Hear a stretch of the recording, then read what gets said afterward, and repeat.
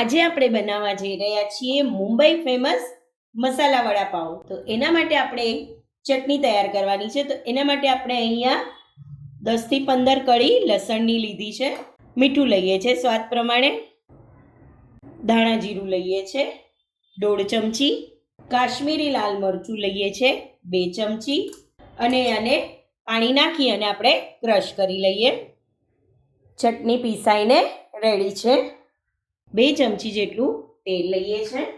1 મોટી ચમચી આપણે બટર લઈએ છે. હવે આપણે એમાં તૈયાર કરેલી પેસ્ટ એડ કરીએ છે. કોથમીર એડ કરીએ છે.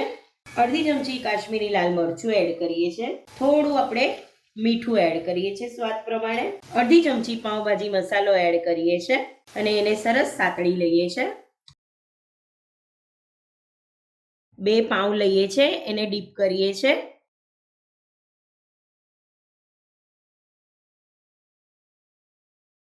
આવી રીતે ચારે બાજુથી ચટણીને લગાવી દેવાની છે. હવે આપણે વચ્ચે એમાં વડા મૂકી દઈએ છે.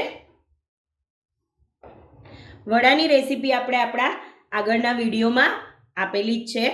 હવે આને થોડું પ્રેસ કરી અને ફરી પાછી આપણે ઉપર આ બધી ચટણી લગાવી દઈએ છે. સો નાઉ મસાલા વડાપાવ ઇઝ રેડી. હવે આપણે એને સર્વ કરી લઈએ. તો સરસ મજાના મુંબઈ સ્ટાઇલ મસાલા વડાપાવ રેડી છે કે પછી મુંબઈ ફેમસ મસાલા વડાપાવ રેડી છે.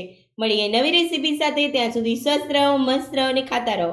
અને હા, લાઈક, શેર અને સબસ્ક્રાઈબ કરતા રહેજો. Thank you.